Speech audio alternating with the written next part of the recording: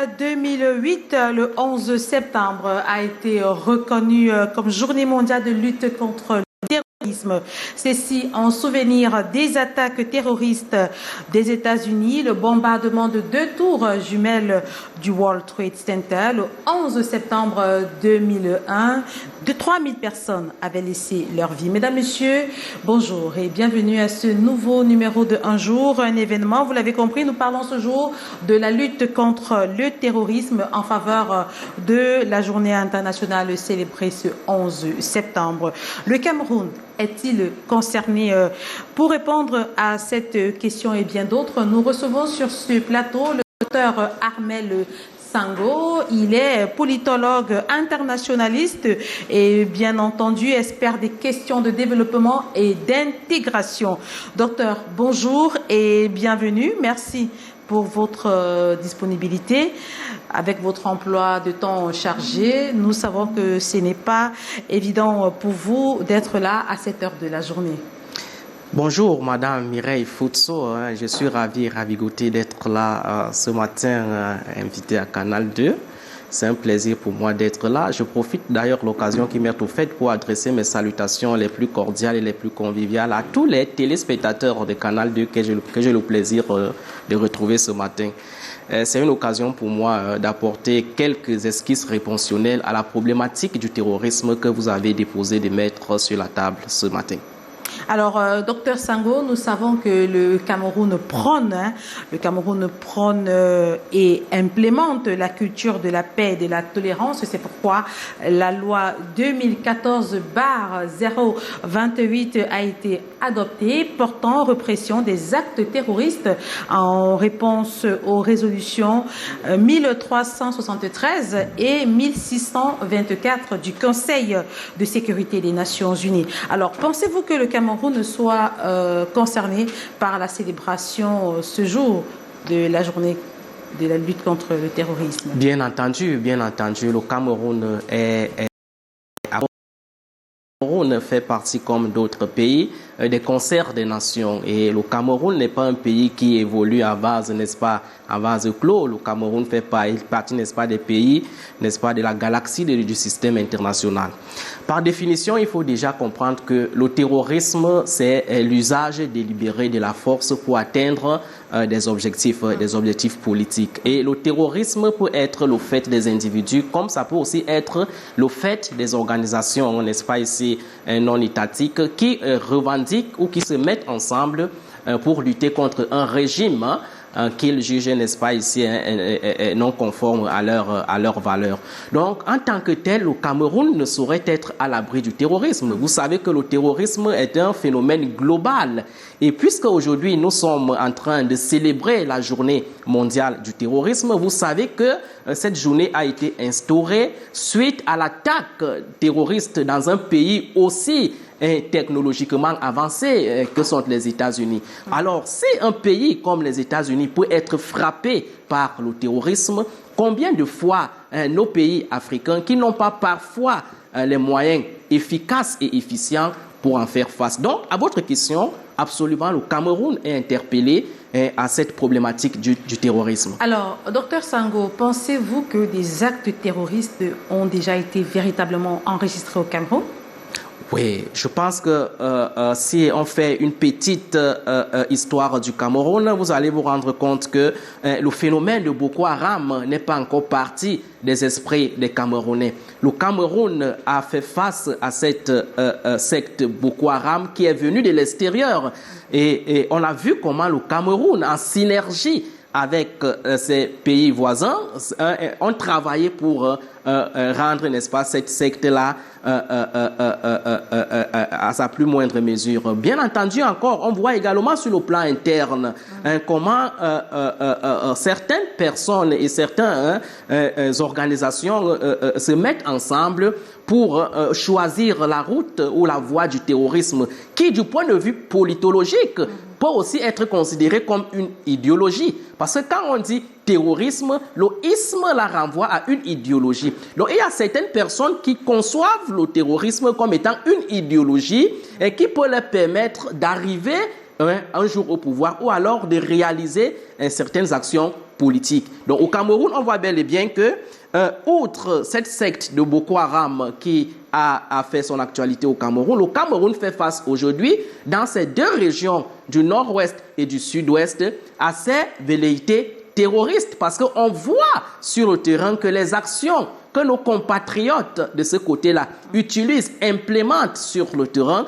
sont des actions de violence. Et par définition, je vous ai dit que le terrorisme, c'est l'usage de la violence à des fins politiques. Alors, docteur Armel Sango, vous, en tant que politologue, internationaliste et expert des questions de développement et d'intégration, Oui. qu'est-ce qui peut pousser à des actes de terrorisme? Très bien. Ce qui est sûr, le terrorisme n'est pas une création ex nihilo, d'accord? Il faut distinguer, n'est-ce pas, deux types de causes. D'abord sur le plan interne des États, mais aussi et surtout sur le plan international.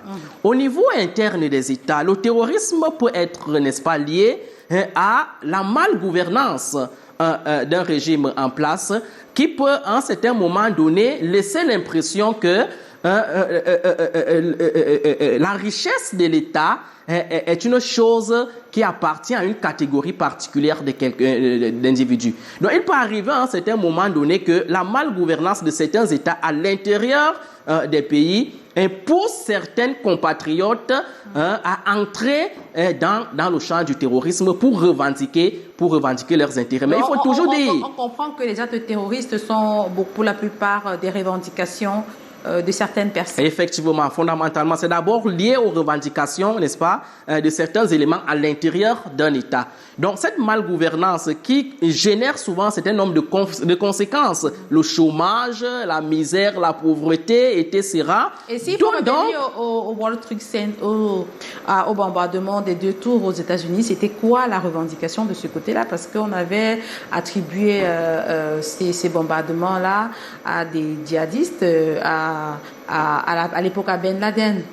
Oui, je vous ai dit qu'il faut distinguer, n'est-ce pas, ici, les causes internes des causes internationales. Au niveau du Cameroun, puisque c'est le Cameroun qui fait partie de notre sujet d'exploration ce soir-ci, oui. Il faut donc comprendre qu'au niveau interne, le terrorisme peut être incité par les conséquences de la malgouvernance.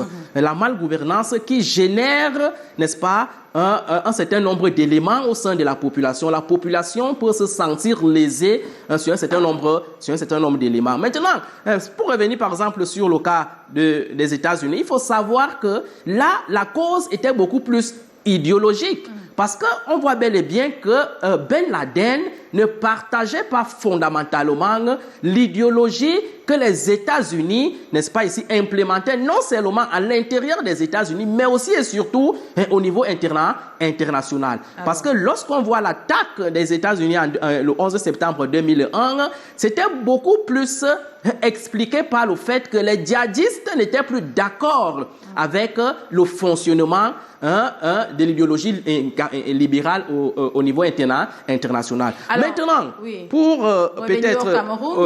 non, pas pour revenir au Cameroun, pour toujours rester dans la dynamique internationale, le terrorisme aujourd'hui a été récupéré au niveau international comme étant aujourd'hui un instrument que les puissances occidentales utilisent pour tenir certains pays de la métropole, par exemple, africaine. On voit bel et bien qu'aujourd'hui, l'Afrique fait face à un terrorisme infinitésimal. Ça a du mal à finir parce que ce terrorisme-là est nourri, entretenu et implémenté par certaines puissances qui veulent l'utiliser pour spolier les matières premières et les ressources naturelles du continent africain.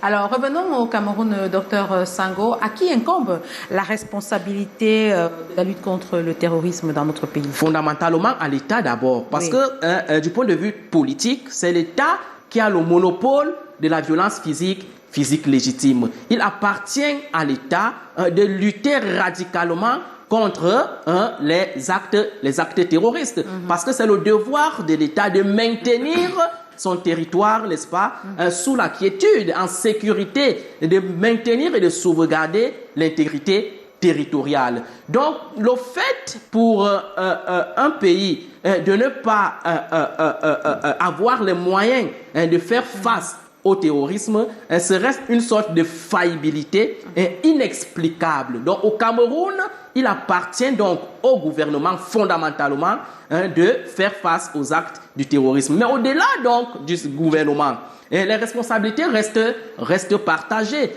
Parce que lorsqu'on voit comment certains compatriotes se lancent dans cette voie du terrorisme-là, on se pose bel et bien la question s'ils sont conscients du fait que le Cameroun, c'est la patrie qui appartient à tout le monde. Donc, moi, je pense que d'abord l'État, mais aussi et surtout les citoyens qui doivent comprendre que le terrorisme n'est pas toujours pas la solution pour revendiquer un certain nombre d'éléments politiques. Alors, docteur Sango, nous savons tous que la principale conséquence des actes de terrorisme, c'est d'abord les conséquences économiques. Il y a beaucoup de pertes qui sont enregistrées. Est-ce qu'il existe d'autres conséquences pas connues du grand public? Oui, les conséquences ne sont pas seulement économiques. Les conséquences peuvent même être politiques, voire même sociales. Aujourd'hui, on voit bel et bien que depuis que le Cameroun fait face à cette secte de Boko Haram et à cette crise sociopolitique au niveau du sud-ouest et du nord-ouest, il y a, n'est-ce pas, ici une diminution des ressources. Le Cameroun, sur le plan économique, effectivement, le Cameroun n'arrive toujours pas à respirer économiquement. À côté de l'économique, il faut également parler des traumatismes, des déplacements internes, par exemple. Le fait, par exemple, pour nos populations de quitter leur localité, par exemple, pour se retrouver à Douala, à Yaoundé et partout ailleurs, vous voyez que c'est un peu pénible et ça peut, n'est-ce pas, ici inciter au traumatisme psychologique. Voilà. Donc, les conséquences ne sont pas seulement économiques, nous avons les conséquences humanitaires, nous avons les conséquences sociales, parce qu'il y a également ces enfants-là qui n'arrivent pas à être scolarisés. Nous avons même aussi les conséquences également sur le plan même de la santé, parce que la promiscuité, tout cela cause, n'est-ce pas, alors, des traumatismes. Pour terminer, docteur Sango, nous ne saurons partir sans parler des mesures qui sont prises pour lutter contre le terrorisme. Il est vrai qu'une loi existe déjà adoptée pour réprimer les actes de terrorisme, mais dire comme ça, on ne perçoit vraiment pas l'impact. Oui, la lutte contre le terrorisme ne doit pas seulement se faire avec les lois, ne doit pas seulement se faire avec les armes. La lutte contre le terrorisme doit également se faire à travers un certain nombre d'actes soft qui participent, n'est-ce pas ici, à améliorer les conditions de vie des populations. Donc, à un certain moment donné, les acteurs étatiques doivent comprendre que pour lutter contre le terrorisme, ou du moins pour prévenir le terrorisme, il faut également travailler sur la qualité des politiques publiques.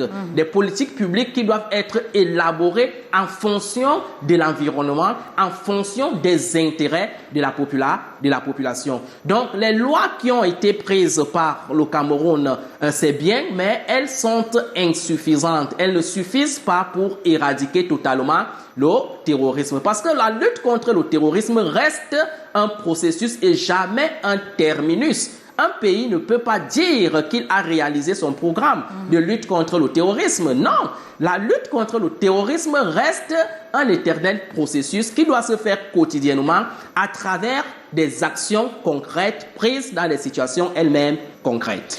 C'est sur ce que nous mettons un terme à cette interview. Dr Amel Sango, merci pour votre disponibilité. Merci d'avoir édifié les téléspectateurs de Canada International sur la question du terrorisme, notamment de la lutte dont la journée internationale est célébrée ce 11 septembre. Mesdames, Messieurs, c'est ici que s'achève ce premier numéro de la semaine de Un jour, un événement. Merci de nous avoir suivis. La suite, c'est du côté de Yaoundé avec Clément Ondobo pour Nous chez vous.